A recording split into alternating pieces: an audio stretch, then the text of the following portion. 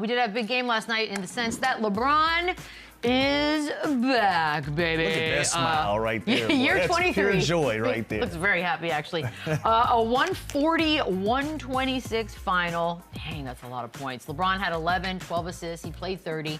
Luka, 37, 10, 5, and 4.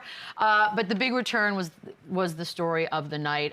He broke a record, by the way, just by stepping on the floor, becoming the first player to officially now play 23 years in the NBA. And they got the win. Fourth quarter was where it was at.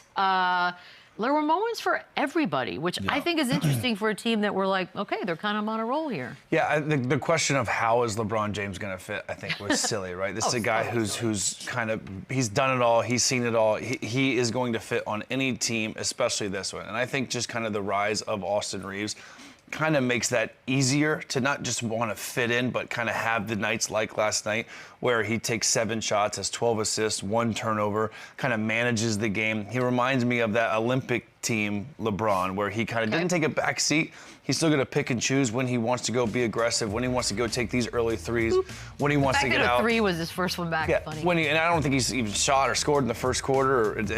I like that he let the game come to him, and you know what? It looked like he had a blast. This was a fun game. The crowd was into it. He's diving all over the place, and that's what really the takeaway I had from LeBron.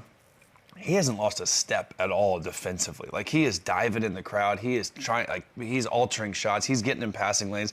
The fact that he is in his 23rd season and he's still competing his ass off on the defensive end is crazy. And then when you see Luka and him dancing and the crowd into it, it looked like Showtime Lakers. This was fun.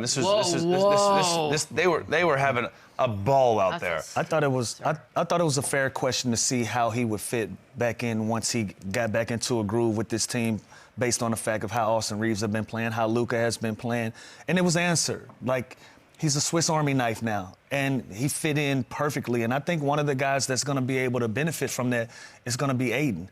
Having LeBron playing in that mid post right there, being able to make plays, one dribble, pass it off to Ayton, be a lob threat right there at the rim. Like, he's going to be able to make this team a lot better by being able to get other guys involved. So I like what I saw. Like, 11 and 12 for a guy at this stage in his career, and to have the other guys around him, I thought it was great to see him back out on the floor, and that makes the Lakers a lot more dangerous than we thought they were. And it felt like Austin Reeves, I mean, they get to the free throw line, a crazy clip, 16 for Luka, 12 for Austin, but they didn't do anything different than they were doing without him, right? You didn't see them timid. You didn't see them kind of putting their toe. Which why would we think they would be? And I'm just glad they didn't, because naturally I think when LeBron James type player comes on the court, it's like, okay, still Luka. Let's get him going. And it was the opposite. LeBron made sure everybody else got going. LeBron made sure everyone else felt involved.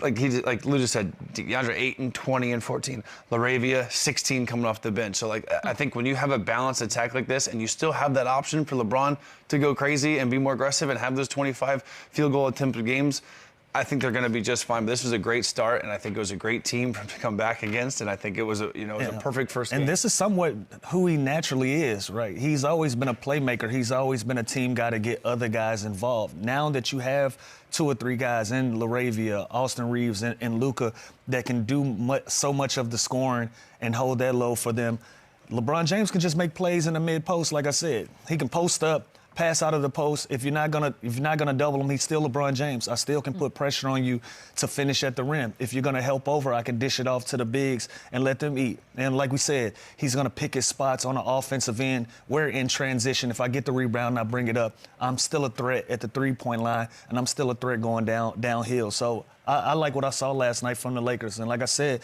this makes them so much dangerous because this gives them another weapon. Like, we know what Luka and Austin Reeves bring on the perimeter, but if you got a LeBron James that's posting up, that's playing 15 feet from the basket, that makes you dangerous. And think of, like, he played damn near 30 minutes. This is a guy, first night out at this age, his 23rd season, he's playing 23 minutes. He wakes up this morning, is he sore? Absolutely.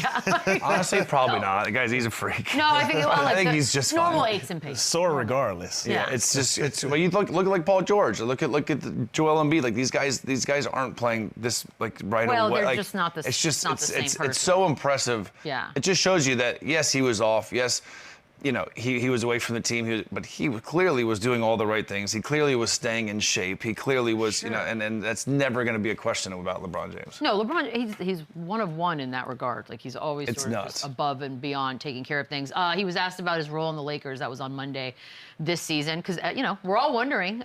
His response was, yeah, it doesn't matter. I've never had a position, not a team or a club in the world that I can't fit in and play for. I feel like I might as well have just been like, I'm LeBron James. Like, yeah, I'm good. 1,000% true. Yes, he can fit in, but he's never had to fit in. He's LeBron. Everybody has to fit in around him. Now at this stage of his career, it is refreshing to see the fact that he can be. It's crazy to say a role player. I don't want to call LeBron James a role player, but it's great to see him in this Olympic role where he can be a facilitator, where he can be that person that's off the ball that can still make things happen for them. So it was good to see him play positionless and have more assists than he had points last night. See, and remember the talks we were having, like, what option is he going to be? Yeah. I don't think that's an insult to say he's the third option. Let's say he's the third option, or I don't think it's an insult. What does it even mean? But it's not an insult at this stage of his career. If he can have games like this where he's got 17, 11, 7, he's facilitating, everyone else is getting their game off, like.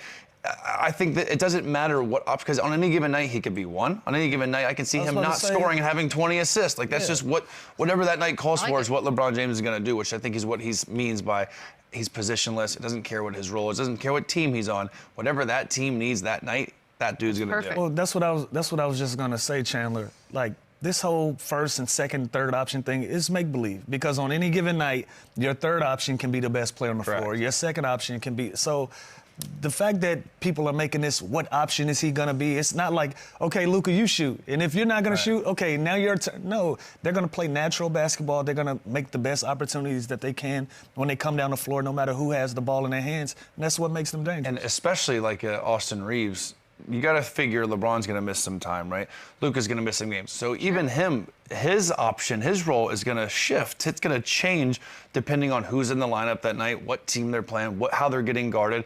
They could just blitz. Like, the next game, they could just blitz and pick and double team Luka every single play. That means LeBron is going to have to be more aggressive and score more. And I think he's smart enough and savvy enough to know which is which and what night he calls for what. It's almost as if it's a team sport. But, man, they got options. They have a lot of options. Let's talk Luka for a second. He's obviously on quite the roll right now. 37 last night, leads the league in scoring. Also number 1 in free throws, by the way, at about 12.5 a game. I think we're all very familiar with his deal with the officials. There's a lot of complaining going on there on every single call. Basically, he almost got a tech last night. Is he a little too reliant? Are we worried about the free throw sitch? Listen, I don't want to use the word reliant. But you're averaging 12.5 free throw attempts. He's getting double figures on the free throw line. What is the problem? You're shooting 12 You're and a half leading free throws. the NBA. You're leading the league in free throw attempts. What is the problem? But I think this is just part of his makeup. I think that's just one of the ways that he goes out and plays the game. Some of it is theater, somewhat for the crowd and to be boisterous towards the referees. But other than that, he's going to score the basketball. And listen, you got to respect everything. All of those swing throughs and him using his body. Oh my! Him coming down doing these things. You got to respect it all. And he's going to be respected in that manner where he's going to get a lot of free throw attempts. But I think him just staying on the referees, I think a lot of that is just theater. Yeah, I think he's tinkering the line. It's a lot. He's tinkering. It's a lot. I'm never gonna forget the few weeks, like last week, complaining the call was in his favor, and he's still what even? Like, when you look at the numbers of it, and you look at he's getting double figure scoring just alone on the free throw line. And by the way, his teammate I think is 3rd in free throws, Austin Reeves.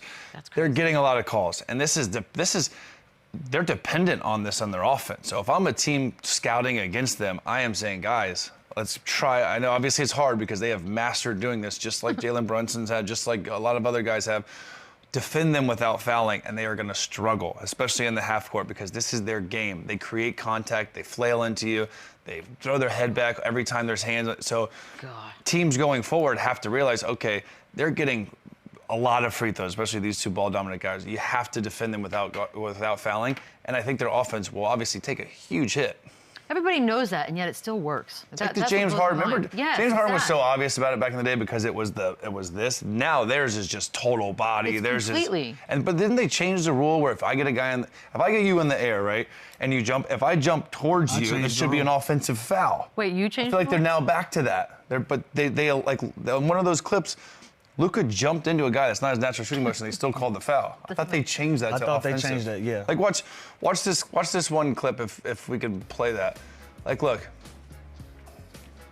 Well, not that one. It's coming up here. No, that one was like nice and clean. this right here. So look. Yeah, there you go. That's not his That natural should not shooting be a motion. That should foul. be offensive or nothing. Was No, that well, a the foul? rule has changed if you're going left or right.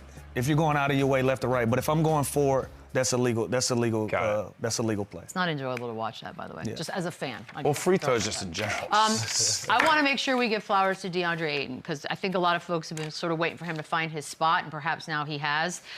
20 and 14, sixth 2010 game of this season so far. He had 6 total last season. So I love when somebody seems to have found their spot. Is that what we're looking at? And 70% from the field. Like that, he is picking his spots. He's catching and finishing quick. He's making those little mid-range jumpers that he does, and he's playing hard. And I think it's never been about talent with Deandre Ayton. Obviously, he's extremely highly touted, #1 pick, but he needs to continue to do stuff like this where he gets on the offensive glass, he takes what the defense gives him. He could benefit a lot from these guards that create so much attention, that get in the paint, and that could make double teams where they're getting found easy on easy pocket pass and dunk. So I think he is obviously a product of benefiting from really good guards, but you can't knock what he's doing. He's rebounding, he's playing hard, he's trying to block shots. This is the version of that #1 pick that everyone thought we were going to see in Phoenix consistently that we didn't. Now he's starting to show it. And that's what you always tell a big guy. Like, listen, just be in the right spots and finish, and he's been able to do that. He's offensive rebounding. He's been able to finish on the offensive rebounds. He's become a lob threat. He's able to get behind the defense and finish a lot of those things. And when you're with dynamic ball handlers like a Luka and like LeBron, all you have to do is just be in the right spots, and he's been able to do that. So, last year we wasn't sure about this fit, but this particular season, he looks really, really good in that Lakers uniform.